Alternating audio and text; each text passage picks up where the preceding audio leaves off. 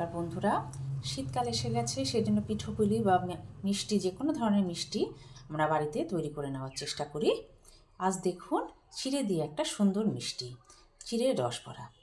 তাহলে চলুন দেখে নিই আমি এই রেসিপিটা কীভাবে করি, এই মিষ্টির আইটেমটা আমি কিভাবে করি। যদি আপনাদের ভালো লাগে অবশ্যই লাইক, শেয়ার এবং কমেন্টস করে আর সাবস্ক্রাইব করে আমার পাশে থাকবেন। বন্ধুরা, চিড়ার মালপোয়া করব, সেই জন্য প্রথমে আমি এখানে 200 গ্রাম চিড়া একটা পাত্রে নিয়ে নিয়েছি। এটা আপনাদের যতটা পরিমাণ আপনারা করবেন, যতটা করতে চান সেই অনুযায়ী চিড়া আপনারা নিয়ে নেবেন। প্রথমে এই চিড়াটা ভালো করে বেছে নিয়েছি। এরপর এর মধ্যে আমি 2-3 বার মতো জল দিয়ে চিড়াটাকে ভালো করে ধুয়ে নেব। চিড়াতে ভীষণ ধুলো থাকে, সেজন্য একটু ভালো করে জল দিয়ে দিয়ে চিড়াটাকে ধুয়ে নিতে হবে।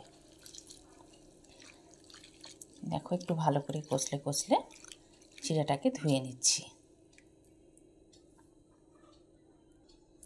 ধুয়ে নেওয়ার পরে একটা পাত্রে সে জলটা আমি ঢেলে নিলাম। আরও একবার ভালোভাবে চিড়াটা ধুয়ে নেব।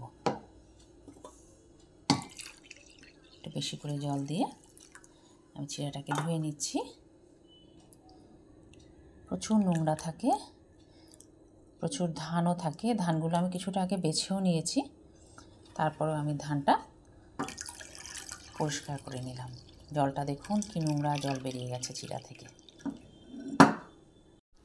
এরপরে ভালোভাবে জলটাকে একদম ঝরিয়ে নিচ্ছি। একদম জলটাকে ভালোভাবে ঝরিয়ে নিচ্ছি। দেখতে হবে ভেতরে যেন একদম জল না থাকে। দেখুন, ভালো করে হাত দিয়ে আমি জলটাকে চিপে চিপে ঝরিয়ে নিলাম। যা জল ছিল সবই বেরিয়ে গেল।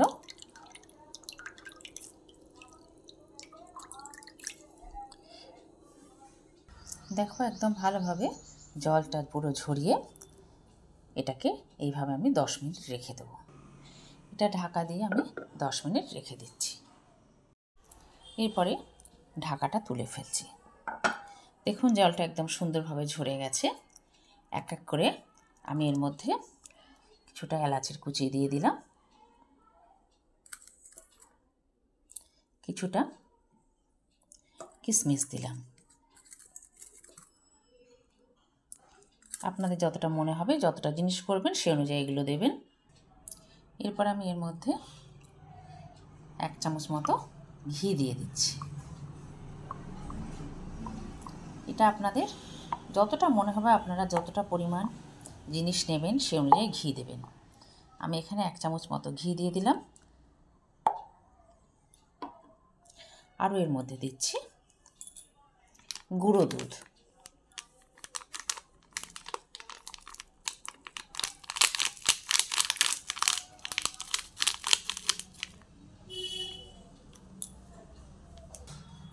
আমি এখানে 50 গ্রাম গুঁড়ো দুধ দিয়ে দিলাম। এরপরে সব সমেত একসঙ্গে ভালো করে আমি এটা মেখে নেব। আপনাদের যদি মনে হয় তাহলে এর মধ্যে আপনারা একটু ময়দাও দিয়ে দিতে পারেন। আমিও একটু ময়দা দেব।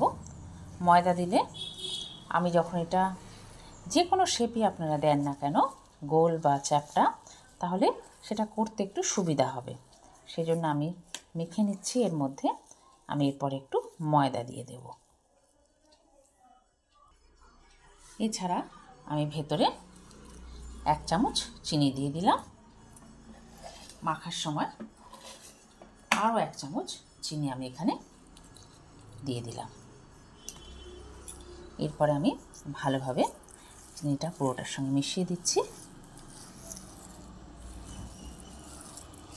ভালোভাবে মিশিয়ে দিলাম। এরপরে আমি এর মধ্যে ময়দাটা দিয়ে দেব।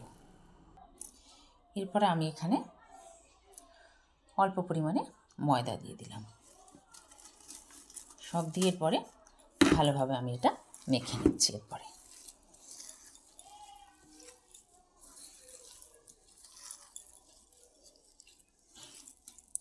যেহেতু চিড়াটা একটু জল জল জিনিস, যতই আমি জলটা ঝেড়ে দিই না কেন, একটু জল জলে ভাবটা থাকে। সেই জন্য ময়দাটা দিলে একটু সুবিধা হবে। সেই জন্য ময়দাটা আমি এখানে দিয়ে দিলাম। ময়দাটা দিয়ে এটা ভালোভাবে মেখে নিচ্ছি। রেডি হয়ে গেল। এরপরে আমি শেপগুলো দিয়ে দেবো। সেটা আমি যে শেপই করি না কেন, আপনার যে সময় সুবিধা হবে সেই রকম শেপ করে নেবেন। এটা মাখার পরেও কিছুক্ষণ রেখে দিলাম। রেখে দেওয়ার পরে এক এক করে আমি এটা থেকে কিছুটা অংশ করে নিয়ে নিচ্ছি। এই দেখুন, এই অংশগুলো নিয়ে নিলাম। নিয়ে আর একটা হাতের মধ্যে দিয়ে আমি এটা গোল করে নেব। এই যে এই শেপে নিয়ে নিলাম। এরকম করে করে এগুলোকে রেডি করে নেব। এরপরে দেখুন, গোল করে এইভাবে করে নিলাম। সব দিকগুলো ভালোভাবে করে নিচ্ছি। এটা আপনারা গোলও করে নিতে পারেন। আমি এই শেপে এগুলোকে করে নিচ্ছি। প্রত্যেকটাকে এইভাবে করে নেব। আর একটাও একইভাবে এরকম গোল করে হাতে চেপে দিয়ে তারপরে সব দিকগুলোকে সুন্দরভাবে সাজিয়ে নিয়ে এইভাবে রাখলাম। এইভাবে আমি যে কটা পারবো এখান থেকে যে কটা হবে আমি তৈরি করে নেব। বেশ কটাকে আমি তৈরি করে নিলাম। এরপরে এগুলোকে আমি তেলের মধ্যে দিয়ে ভেজে নেব। এরপরে কড়াইতে তেল দিয়ে দিয়েছি।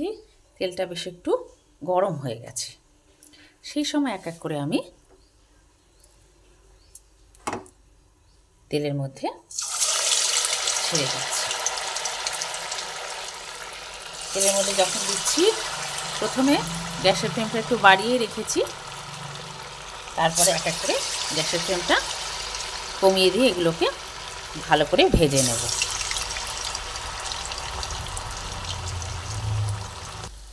এরপরে দেখে নেব একটা দিক কতটা ভাজা হয়েছে।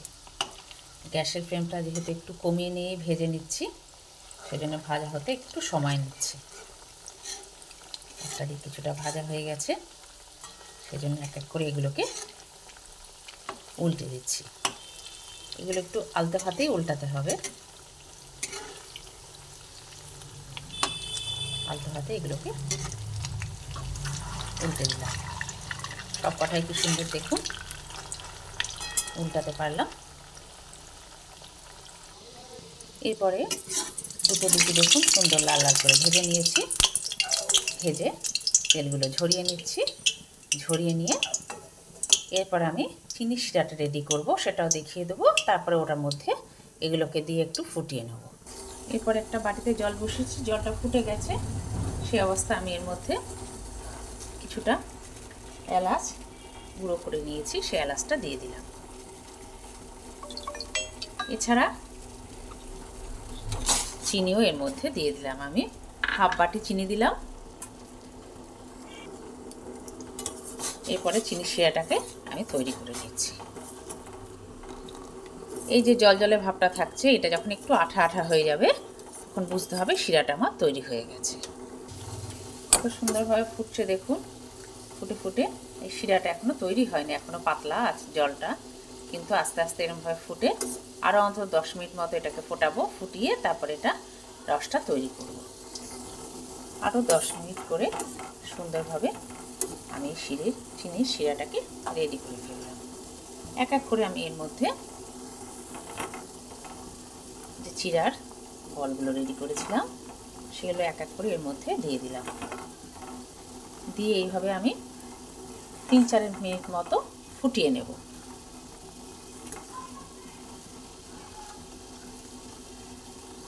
তিন চার মিনিট মতো ফুটিয়ে নেব। এইগুলোকে তুলে নেব। আমি বাদ বাকি আবার কয়েকটাকে এক এক করে এর মধ্যে দেব। সব কটাকে ফুটিয়ে নিচ্ছি। কি সুন্দর দেখুন ফুলে ফুলে উঠেছে। দেখুন প্রত্যেকটা কি সুন্দর ফুলে ফুলে উঠেছে। আমি এরপরে এগুলোকে নামিয়ে একটা পাত্রে রেখে দেবো। এরপরে দেখুন একটা পাত্র নিয়ে নিয়েছি, তার মধ্যে এই চিড়া রস বড়াগুলোকে আমি তুলে ফেললাম। আপনাদের যদি ভালো লাগে আপনারা অবশ্যই আমি যেভাবে বানালাম সেইভাবে বানিয়ে দেখবেন, খেতে ভীষণই ভালো লাগবে।